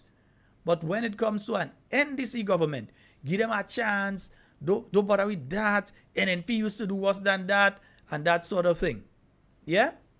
That's the sort of thing that would be happening. Again, 440-7377, that is the number for you to call and get on the inside. Those of you outside of Grenada who would like to call in, you can call in 1473, well, put a plus sign first, then 1473-440-7377. You can call on the WhatsApp. All right? Yeah, you can call me on the WhatsApp. Indeed. Nice. Let me just make sure I have a little something there. Nice. Ooh, yeah. I am stuck between a rock and a hard place in this modern time. Oh, that's not the only content in the envelope here, but that's the one for tonight, yeah? Think about positive endeavors to make we life rise up. But some people that I know thinking so low, they brain living in the dust because they would see it on the name of a brother with malice intention, when instead they could be uplifting a sister for life progression. It is so hard now when a man turn a big man and still didn't grow. But the reason they procrastinate and gossip is because their mind is poor. So I say poor mind will gossip. Illiteracy, simple mind, talk about places that they could never be. Ordinary mind, talk about events and personalities, but wouldn't mind. And folks, remember, within a few weeks, we are coming up to the budget debate, and I am seeing several plans in place to create various distractions from the failure that has been budget 2023. And I'll get into that a little deeper. We've got a call online. Good night. No, Miss Sharon Scott. How are you doing tonight? I'm quite fine, my brother. You're live. Sharon, go right ahead. Hey. Watch now. The people saying time for NDC to go. It's time for them to go. We had enough of them. Sharon, let me Dabo was trying to explain to the Mr. and relay from this to the what's his name again? Mr. Pierre. Mr. Pierre. Mm-hmm. He was trying to say what I think he said there was 9,200 people in Carriacou receive the certificate for the houses and so. 92. Yeah, I think something so you're saying it's 9,200 something like that. 92. No, definitely wouldn't be 9,200. 92 people receive the housing, the paper for the housing thing in Carriacou. I can't remember and the exact out figure. Of the 92, 40 was not fully. In other words, the paper was maybe in other words it was false document. In other words, that is something what he say in the housing say. And I find that don't make no sense. I find that don't make no sense. Sharon, these people don't care. And I've been saying that all the time. I say that Sunday to Carl and them. I say, Carl, these people don't care about Grenada. Sharon, Sunday gone. I came out in the sea. I met two young men on a boat. They went and fish. I say, what are you doing on a boat? He said, boy, we're looking for food. We are going to take care of my mother. I give them $25 for 3 zophie and some other fish, small fish. They say, take it for $10. I said, nah. My heart goes out because things are rough and tough. And so I need to see how they feel so happy that when they give me the thing, the men run go. They buy flour, they buy oil. They go and cook for them mother and them to get something. And people sitting on in the home and talking as if they're rubbish. As some fellas in the workplace. I'm not ready for them, you know. Because when I hear them talk this kind of nonsense about only we that complaining, we was balling. It's not we are balling, a lot of NMB balling. Men and them they're afraid to speak. Because they're feeling the pain. Mm-hmm. You imagine that children, you don't walk in and you don't know where the food coming from. You think food falling from the food will fall from the sky as our God is producing in the days gone by? Manna falling from the sky. Food will fall into again. You have to look for it by the sweat of thy brow, man shall eat bread. And people are suffering and bawling. You know, they don't care about Grenadian. They care about themselves. And I've been saying that all the time. It's time for NDC to go. You cannot run the country. Deacon, it's time for you to go. I don't know respect for Deacon. I don't respect that man as a prime minister, you know. But I'll say this, scholar. They ain't going anywhere in a hurry. And I'll tell you why I say they ain't going. Hold on. As a lady just said a while ago, let me qualify. We have to get on and demonstrate. Let me qualify my statement. let me just qualify my statement. Huh? I'm saying they ain't going anywhere in a hurry because it's too nice. You mean you could be there and you could get your boyfriend a walk by? Your boyfriend could get a walk too? Your girlfriend could get a walk? Yeah, that kind of thing. You could be traveling all over the world and they jump plane with you. You are living in Guavi too, but I don't know that fella by that name. I don't see boyfriend, Adi. Well, I'm asking St. John people to tell me. People, you know, to find out who's them, but they tell me they don't know. I'm asking. Maybe they don't name by that name, but maybe they are nickname. I am asking. Maybe it might have 2-3 people by that name. 12 advisors advising in one ministry in St. George's. This country running like a football team. Well, I'll say this as well, my friend. I find it as a symptom of the incompetence that's there that they have to secure so many advisors. These rings and rings and rings of advisors around them. When the new National Party was in office, we had 2 or 3. You didn't have much? 2 or 3? We never had these advisors. But you know, they have to give the boys, they must help the boys out. Look what they take the contract from the man and go off, they give school. That's what they will do. They have to support the boys. They have to support the boys and the girls. That is why I seen Rashida, she kicking up like Stam right now. She like a earthquake. A punky? Saying about, oh, you want to go? But I'm glad people could see, and the own people seeing that what they are doing to the Grenadian people. But don't worry. The Bible says, remember the poor you are with you always, and remember the poor. But and them going to church, you know. They go into church. And I call in on the churches in Grenada, pastors, all Pastor Sanford Simon and them like you run them out against people. It's time that they stand up and tell this government, enough is enough. You cannot control the country, you cannot manage the country, get out. And give back the rightful person who could govern. The right person who could govern is Dr. Mitchell. He know what to do. He know where to go and what source to take to run this country. This guy doesn't care about Grenada. Imagine people from abroad is calling and say, look, what is going on in Grenada? I called a man Sunday in America, and the man said to me, boss, what is going on in your other country? Why the country come like this? I said, boss, are you a Grenadian? He said, I don't live in here. I live in abroad. I get my certificate. I get my green card and I live in abroad. I ain't living here. I said, but that's your hometown too. He said, but look what I'm understanding. And he said, when he sees certain things on Facebook, and he tells certain people things about it, people in America, some of them don't believe, some of the NC don't believe. But as Kami said, come and see. Those jobs, they come and see. Imagine St. George is dead. And a Friday. Because no power, no money to spend. The power spending no day. Because people don't have jobs. People home. The homeless. Look now, you're taking the houses now. And you want the people to get $70,000 $70,000 to get a home. People went to the bank turning them. The bank will turn you down because your money too small. You cannot meet the demands. But enough is enough for these people to go. And Grenadian, wake up. Let us wake up and tell these people enough is enough. All right, talking anywhere they alone, those won't justify anything. We had to get up and demonstrate and do something. All right. We can't afford this man to ride in plane and eating all the money, and sometimes they go and bank with money as well. We work too hard for this money. When Dr. Mitchell get the structural adjustment program, we work too hard for that money. Everybody has to make sacrifice. After COVID-19, I was working with Huggins, I had to make sacrifice and put goods on the shelf. Understand? I had to put goods on the shelf. You don't work as a.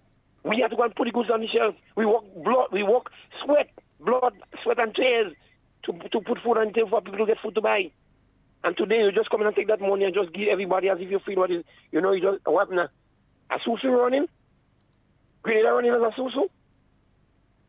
So when you're ready, you get your hand. Man, it's time for this man to go. Have a good night. All right, my brother. Sometimes you just have to let people vent. All right. The Carriacou and Petit Martinique New York chapter of the New National Party, they are having a fish fry fundraiser. You see, they cannot tap my tongue there. A fish fry fundraiser. That'll be taking place on Saturday, the 18th of November from 12 p.m. until they've got music by DJ Gemini. So he ain't a Libra, right? DJ Gemini.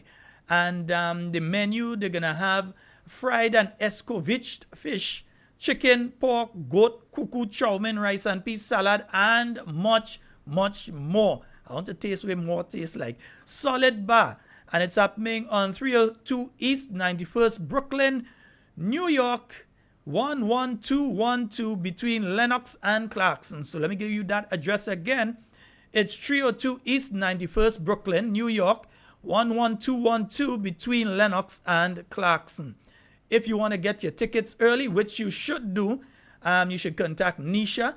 That's at 347-683-1997. Jacinta at 917-615-4918. And Wilson on 917-754-1319. So we're going to continue to remind you about it. It's coming up on the 18th of November. That's the Carriacou and Petit Martinique New York chapter of the New National Party. They're having that fish fry fundraiser, and that's taking place on Saturday, the 18th of November. All right, wonderful. Let me say a special good night to you, Dr. Julie Dubois. A special good night to you, my dear. I hope that you're having a wonderful night tonight. Yeah, hoping to see you tomorrow. Yeah, so organize. Yeah, Dr. Julie Dubois, good night to you. Right? The New National Party St. Andrews Northeast Fundraising Committee, they are having an all-day activity that is happening this Friday. Yeah, Friday, the Friday that come in day. Right, this Friday. And it is starting, let me see what starting time from 7 a.m. until, because they say an all-day activity, so they ain't getting you a half day. When Sister Kate says she's giving you a whole day, is a whole day activity, so 7 a.m. until. So you know fellas out cooking before that, because I St. Andrew Northeast, right? Music by a popular DJ, a cold bar awaits you. They're going to have breakfast, they're going to have lunch from $10 and up. You walk with at $10, there's something for you. Walk with more than that, you could contribute. Yeah, you could buy the $10 and contribute the rest, right? They're going to have side games such as the cards, dominoes, and much, much more, right? So that's going to be right by Stallion. Everybody know you're going in done from Lane by the Bridge there by Stallion. So that is an all-day activity this Friday. The New National Party St. Andrew Northeast Fundraising Committee, they present that all-day activity. Music by a popular DJ. All right, time 7 a.m. until. All right, nice. And you know, it has some... It has some people getting vexed with me, you know. Yeah, because I had to drop off the shirts and I drop. Oh, let's check me. That shirts, you know. Right? So, Lovers Night Out. All right? Yeah, that one is coming by way. That's St. Patrick West. So, they have a back in time party that's taking place October the 28th. All right? It's called The Glow Edition. All right? So, that's at the Arena Nightclub in Plain St. Patrick. All you make all your bus and thing, put on all your nice dandan and up our road. Admission only $15.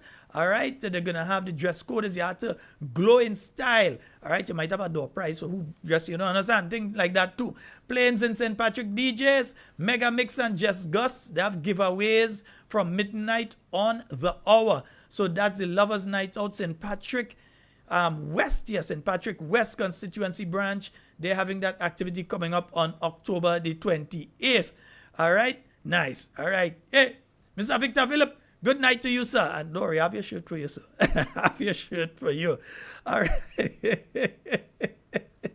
And, of course, we'll also be having a meet and greet. That's going to be taking place up in Guave. You're going to get some more information in relation to that. We're heading up by Brother Dabs.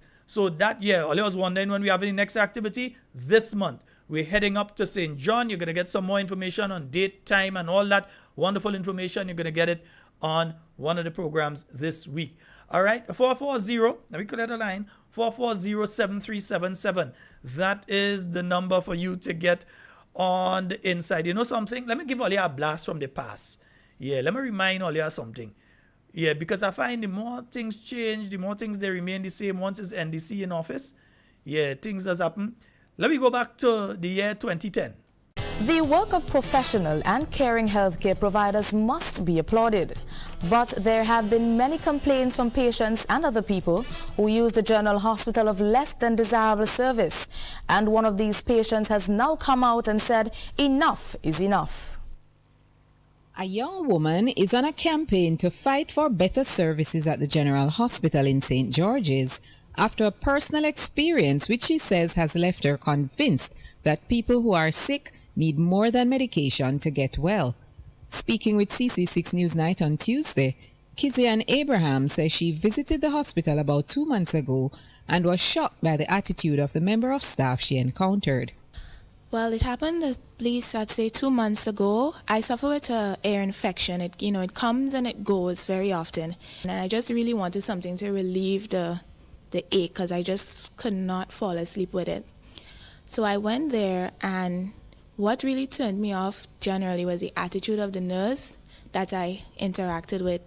At that point, many thoughts started going through her mind, Miss Abraham says. And if you're a nurse, you should have a compassionate attitude about what you're doing, provided, yes, it's not an emergency, but your manner and your tone in which you tell somebody that, it will do a lot more good than you coming down on them and making them feel like they're ignorant of the system. The encounter made her resolve to do something to make a change, and she began seeking out other people who were not satisfied with the treatment at the public health facility. She shares some of the stories she has gathered so far. One is from a woman who had to explain to a nurse why she took her asthmatic daughter to the hospital rather than a community health center. I said because my daughter is asthmatic and everything she eat, she vomiting, she don't digest anything, and she have a chest pain. So I think the hospital was a suitable place to bring her there because you cannot tell what could trigger the asthma. She said, "Ma'am, I don't want to be rude to you or anything, but the hospital is not for that. The hospital is for emergency." So I turned to her and I said, "So that is not a case of emergency?" She said, "No, that is not a case of emergency." So I said, "What do you terms as emergency? If a child which is asthmatic, vomiting, chest pain is not an emergency, what you terms as emergency?" She said, "Incident and the dengue thing that going around." Another story came from a woman who said she had to return to the hospital after stiffness in her arm from an injection she was given there. While I was taking the nebulizer, I realized my face was feeling heavy. And so I quit from taking it and I went to I took out a mirror from my bag and I looked at my face. I realized my face was swelling and I started to get red. So I knew right away it's an allergy reaction. So I quit from taking the nebulizer, I took off the machine, and I went to the nurse and I kindly said, "Nurse, I took off the machine because look how I'm feeling." She told me that I'm wasting the government medicine and we're getting the medicine free, and you have country who want the medicine and so forth. But I said, "Nurse, I'm having an allergy reaction."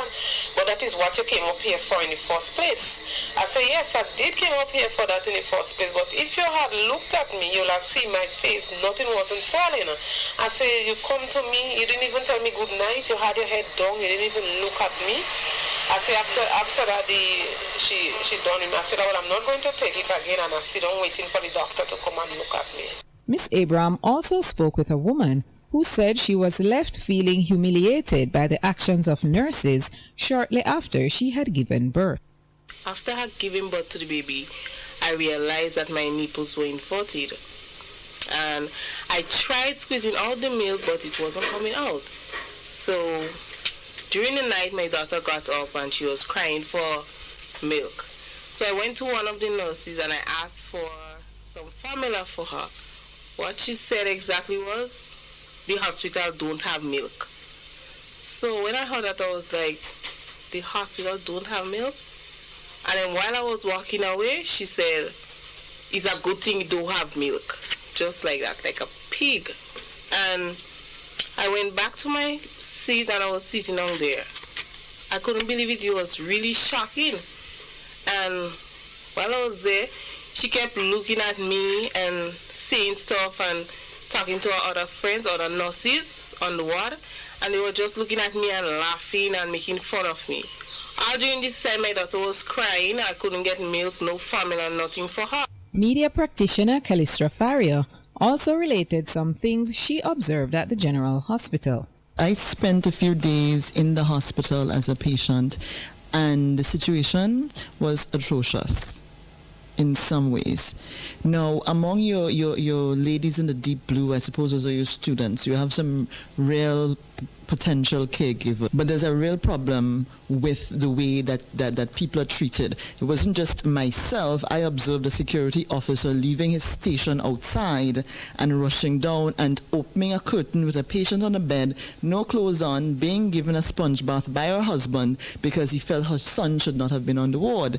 Now, I'm not sure why he didn't stop at the nurse's station to get the problem dealt with from there, but there was a lot of disrespect of the patients on the ward. The young woman says she is collecting the stories so they can be compiled and given to the proper authorities. I would really like to see happen, first of all, is to a minimal amount of complaints. Because if you listen to like the radio stations, especially Jericho's morning hour, a lot of persons call and they really complain about the attitude they get from the medical staff that they come into contact with there. So I would like that to change. In a media conference at the Ministerial Complex on Tuesday, Deputy Director of Hospital Services, Esther Henry Fleury, addressed the issue. We are dealing with them in the best way that we can. Now, that particular issue concerning that young lady is a matter that the Hospital Management Committee has looked at amongst a lot of other issues that come to our attention. And, we have to do a lot of work with some of our frontline staff. We have begun the process last year and continuing to do customer relations training, and that we hope will help to improve the frontline service that we provide to our customers. Minister of Health, Senator Ann Peters, says policy is being put in place to address service in the sector. Ministry has instituted within the administrative section the Quality Improvement Planning Unit. And we have actually on staff at this moment a Quality Improvement Coordinator. Now, customer service complaint systems protocol has been developed. As you know, we are going into budget. And these are some of the things that we hope to have implemented in 2011 to improve the speed and efficiency at some of our departments and to allow for persons who will have complaints to have their complaints addressed in a structured manner. Yeah, folks, I just thought I'd play that because, that was 13 years ago. Let me just clarify. You realize they talk about Jericho. Jericho gone to the great beyond how much years ago. And 66 News for itself gone to the great beyond how much years ago.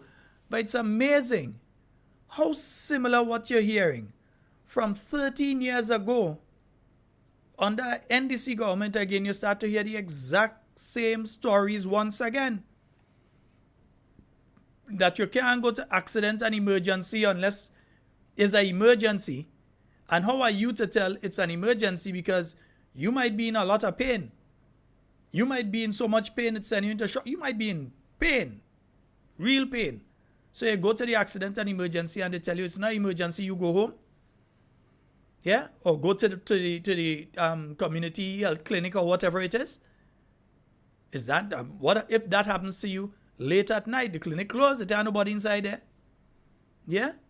So it just is amazing how similar it seems, as though it's just like a replay of what took place back then. How the health system fell down during that period that we're seeing happening again is amazing. I was listening to that over the weekend and I had to double check and to make sure, shall I sure that is 2009? You sure is back then this thing, 2010, sorry, you sure that is 2010? Because it's amazing. Yeah, 4407377. That's the number for you to call and get onto the inside. Because there's quite a lot happening when it comes to health. So, but I can't deal with health and deal with, no, I just need a special program to deal with that particular one. Yeah? But meanwhile, while all these things are taking place in relation to our healthcare system and all the other things, they're making sure and line their pockets. And I have difference because I'm asking again, is Mr. Jerry Eno the person who is the boyfriend of the Minister for St. John? Is it the same person?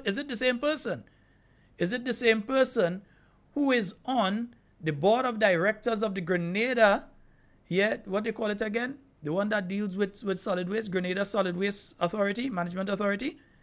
Is he on that board, and is that a board under the ministry that his girlfriend controls? Yeah? And now he is advisor on the blue economy. All well and good. But it reeks of nepotism.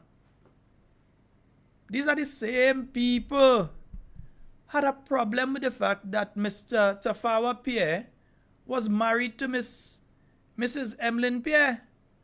And she was the member of parliament for St. Andrew and remains and will be again the member of parliament for St. Andrew Southeast. And he was a senior police officer. They had a problem with that. They had a problem with the fact that he reached up to the rank of Deputy Commissioner of Police. They had a problem with the fact that he was in charge of the FIU, praised internationally, praised regionally for the excellent job that he did there. Yet still they had a problem with that. Yeah? They had a problem if anybody associated, it didn't even have to be a family member. You could have been a lineman partner or somebody who is within the New National Party, got a job that was in government or to a statutory body. They were making all sort of talk about it. But yet still, they mum on this one. They have nothing to say. Is the individual still working at the St. George University, so however he's getting down there, but we know he's getting over $5,000 from the government of Grenada. Yeah? You see what they're doing? They're making sure that them set up, They're making sure that they are set up. And their friends, what's the first thing they did when they come in? They make sure and they line their pockets with an additional $2,000, $24,000 a year. They made sure that before 6 weeks could have passed, that they increased their salary. Yeah, they made sure on that. And they didn't go through a process to say, well, let's look at the public service on a whole and see, well, permanent secretaries and SAOs and everybody at the upper level, and then the mid-level, like the project officers and all these people, and then we look at all the caretakers and everybody else under the government. They didn't say, let's look at the government service, let's get some recommendations, and let's look at salary across the board. No. They just go in cabinet and they set up themselves. They make sure they give themselves extra on the salary, and they make sure that you can't tax it. That's $24,000 a year that they're not going to pay a cent tax on, because they take it as traveling allowance, knowing full well that you cannot tax traveling allowance. Is there any documentation to say that they're using it as traveling allowance? Do they have to provide anything to say that they're using it as traveling allowance, or they could use it for wherever they want? Because some of the same ministers who say that they need it and they have to get it and so on, passing in tongue driving for themselves, until some of them does end up in trouble bouncing people. Passing for themselves, driving, but yet still they're getting the allowance. And they said it's to hire a driver, when I know the budget before there's always a driver provided for members of parliament. But they say that's for them to hire a driver, that sort of thing. They try to cover it up all out. Yeah? And now they hire these rings of advisors, one after the other. Who's advisor in this and who's advisor in that, and who gains 6,000 something a month, who gain 10,000, who gain 5,000 something. That's what's taking place. But it's the same people that like to call other people corrupt. It's the same people who strategizing. Because I know they want this program bad. I know they want this program bad. They want to get rid of it. And they think the way to do that is to try and bring me down. Well, go ahead. Yeah? You know, Culture have a song, Even though the enemy are come, Natty Dread na run. Yeah. So even though the enemy are come, Natty Dread na run. So come. You see them already laying the groundwork to try and attack Mr. Gregory Bowen because he come out and he embarrassed them. Or look at find him. Yeah? I see one looking like Manuel Noriega on Kellen Bob program yesterday. Face looking like pineapple face. Yeah, like Manuel Noriega. Talking about who's a terrorist what? He should be the first person going in jail. Terrorist what? Terrorist what? Yeah. Who is Mr. Gregory Bowen? That's the kind of stupidness they're coming with. Because they want to distract from the wicked deed that they have just done with the housing situation, what they've done with the houses. They're trying to distract from that. They're trying to distract, and I will not drop the issue of True Blue Development and the 22 million US they gave a company that paid 18 million EC into the coffers of Grenada. And the fact that they have to now find the money because they don't want us to discuss those things. They have to find the money to pay the 214 developers. We ain't even hear from them in relation to the Japanese vessel and whether or not what was Grenada's stance in relation to that issue. We have heard nothing from them. They didn't find that important. What they found important for the Prime Minister to leave the country and go in Qatar to go and sign an agreement so that Grenadian Airlines could fly to Qatar and Qatar Airlines could fly to Grenada. What airline we have? And some of them under the post and they, yes, my Prime Minister, that's good news. What airline Grenada have to fly to Qatar? We barely have Coast Guard vessels plane we have. We own an airline. He did say that he would go in and buy plane and then he changed his mind and he come back. Somebody sent it to me.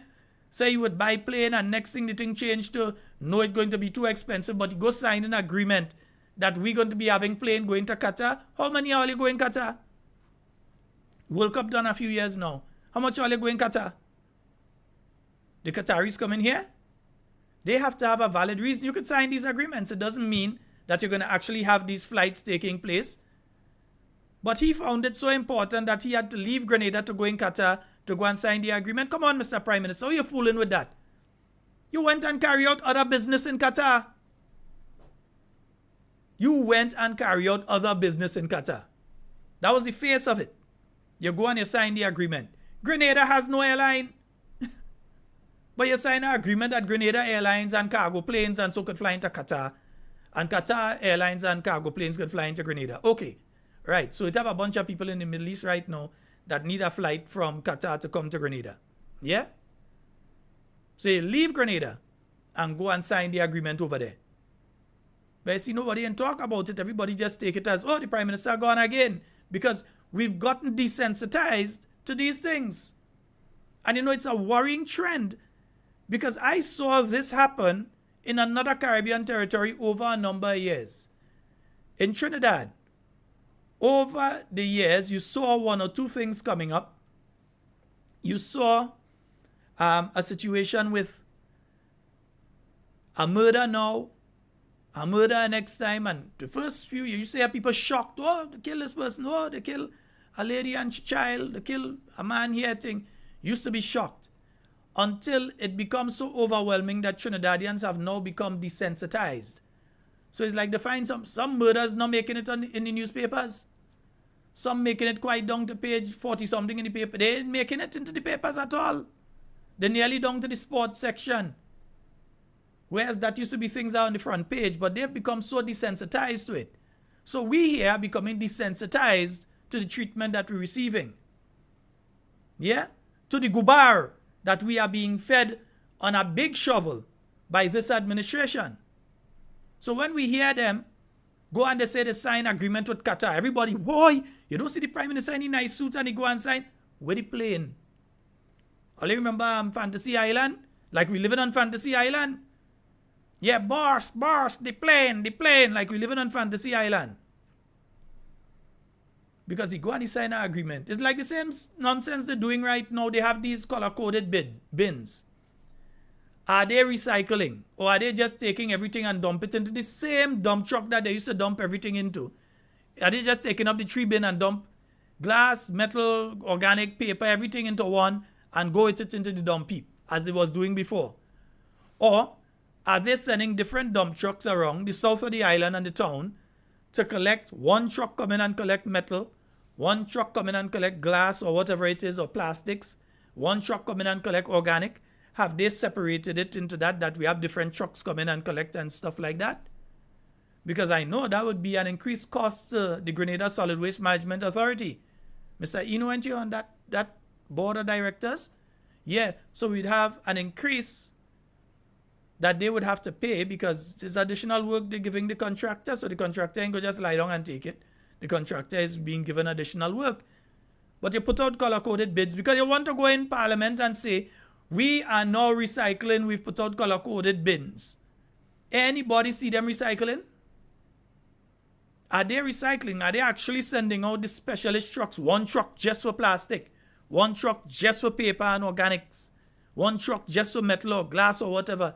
Are they doing that? Or is this again another photo opportunity to take a picture, put it online and say Grenada is recycling? But again, that's the attitude. They believe that we're just stupid, so they can do these things. That's why I say they lack emotional intelligence. Because they don't understand how things affect other people. They're so busy living in their little castle, their little world, that they don't understand how things are affecting you out there. They don't understand that. But not only don't they understand, they don't care. Because if they cared, they would attempt to understand. But they're not even making an attempt to understand. So when the people lost their 150 and they complain about their 150, these were the people that say, so what? Yeah, we take it from them, it's NNP. NNP didn't put it into the budget. And they know that again is a bunch of gubar. But they are the ones that come and put it out and say that NNP didn't think it. After the minister came in Parliament and said that they're keeping it, but they take it away from the most poor and the most vulnerable. The most poor and the most vulnerable among us, they take it out. When they know it was an increase given to them, they take it out and then try to blame somebody else. Yeah? These are the people that take the houses from the people in Carriacou. The people got the houses. You cannot blame the people when the process you're claiming was wrong on behalf of the Housing Authority of Grenada. Then the Housing Authority of Grenada had to take the blame and fix themselves. But you cannot blame the recipient for something that you are claiming was done by the Housing Authority. So if you're blaming the Housing Authority and saying they did not go through the right process, why are you penalizing and punishing these people in Carriacou who you have sent letters to? Yeah? Who you've sent letters to and are saying to them that you are no longer going to be getting a house after they got one from the government that said they're getting a house. I'll play something for you on that tomorrow night. Because it is unfair. It is patently unfair to do that to these people. It is unfair. I am baffled. Seriously. It is unfair what is being done to those people. But again, you don't expect the MP of Carriacou and Petit Martinique and his retinue to care. They're too busy playing like if they're Carriacou Obama. They're too busy. Driving motorcade, all kind of thing when they're ready. Yeah. Like if there's the Prime Minister. That could never be Alvin Nimrod. When he ready, he walk here, he go there, he jump in a vehicle, he go there, he thing, go, he fall in a byline thing. That could never be deceased Alvin Nimrod, bless his soul. Could never be Kindra. You understand? But they feel little mini gods. Yeah? Come. I know all you're coming in. I know everything all you're trying to do. I know. Telling all you tonight, I know. Come. All you want it, come. Yeah? All you want to try and distract. All you want people to stop look. Yeah? I'll tell all you ain't stopping people from looking, all you adding, but come. I ain't gonna give all your advice. Come. Yeah? You want to go after Gregory Bowen? Try it. Better than all you tried that before. All you want to go after Dr. the Right Honorable Keith Mitchell and other members of the New National Party? Yeah? All you feel, I don't know, all you been dragging in people and questioning them in relation to the faith program? People being told, come into this police station, that thing, and questioning them in relation to the faith program? For all you to pay the people under the faith program. Christmas coming up, you think they don't want to, they mightn't get a ham, but at least they could get some saltfish. Yeah, so Christmas morning, they could have a nice little saltfish and things also for breakfast. You think they want to do thing too? Only all you? So all you making sure that all you have 3 and 4 revenue source coming into all you? Only all you want? Nobody else mustn't get? But then again, sometimes they just say we get the government that we deserve. Yeah? So we have to start the process of ensuring that this government leaves, goes where they had to go. And the faster that we do that, because you have a lot of people that talk and they say, oh, we want to, and we had to do this and we had to do that. Have you contacted your New National Party representative in your area? Have you offered your assistance?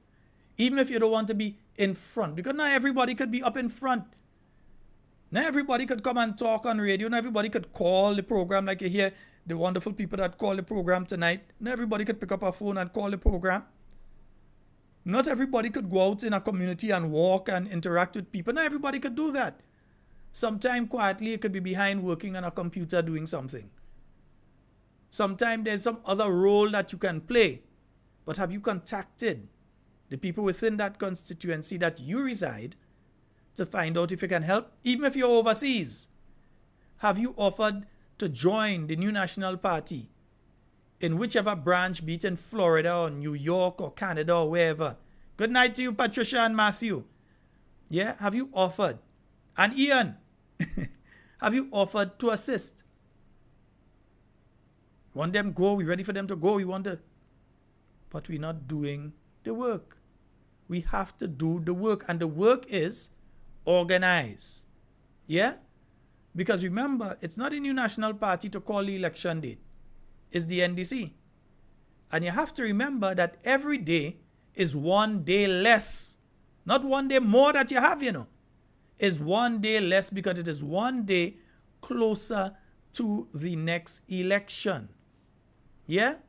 So we all have a role to play. Whether it's checking the list, the 4 or 5 people that you find that shouldn't be on the list that day, might be the 4 or 5 votes that might win or lose the constituency for you. We have a caller online who will be our final caller. Good night.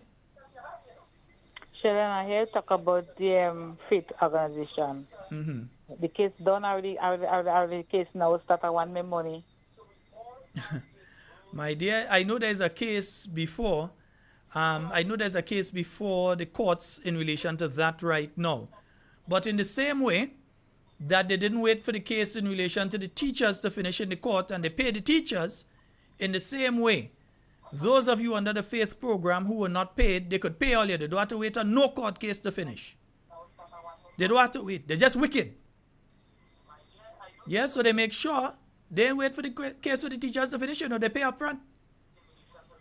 They pay before. They make sure they pay before. So there's no excuse.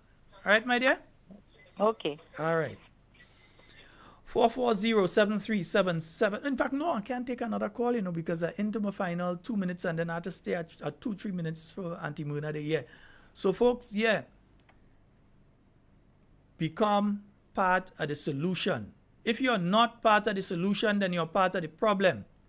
If you're not taking part, you're part of the problem.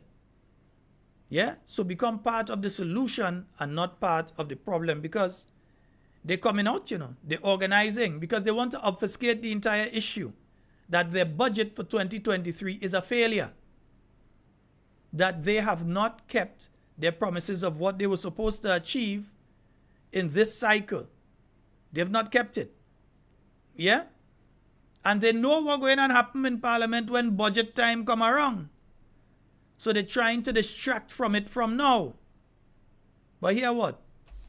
The envelopes still have quite a few pages. So tomorrow, we're going to take out a few more pages and see exactly who it is, what it is, how it is. All right? Folks, that's all the time we have for Talking Points tonight. I'm sorry for that final caller. That's all the time we have for tonight. So remember, this Friday, the NNP St. Andrew Northeast, they're having that fundraising activity. It's going to be an all-day activity done by my good partner, the Stallion. My brother. Yeah, down from Lynbridge. Stallion's going to be there. Food and drinks on sale. They're going to be having various games and so on down there. Of course, Sister Kate is going to be there along with the St. Andrew Northeast team. So we're looking forward to that one. I might come up and all, even though I can't spend long. I had to come back down and, Sister Kate has had to come down and get the boss. So you understand? And tomorrow is the boss birthday. So all you know all they're doing. Tomorrow is Javon's birthday. No all they're doing. Yeah. In fact, happy birthday earlier, JJ. Nice, right? Yes. So breakfast and lunch will be on sale, $10 and up. All right. So that's taking place this Friday. And it's taking place in Dunfermline by the bridge. Remember as well, you have the activity for St. Patrick West NNP branch Lovers Night Out. Yeah, if you don't have a lover, you could go, you might find one. Somebody might be looking for one too. So even if you don't have a lover, don't feel you have to go with your lover. You might go and you might find one day. So that is taking place on the 28th of October, Saturday the 28th of October at the Arena Nightclub. Only $15. So yeah, St. John's and all, they like them thing. They'll go make a little bus and go up, and St. George South go make a little thing and go up, and each of you all go make a little thing and go on up to that activity. Folks, that's all the time we have for Talking Points tonight. It's been wonderful being here. I am out. We'll be on tomorrow night when we drop some more out of the envelope. Yeah, because other things in the envelope too. You gotta drop that too. Nice. We are out.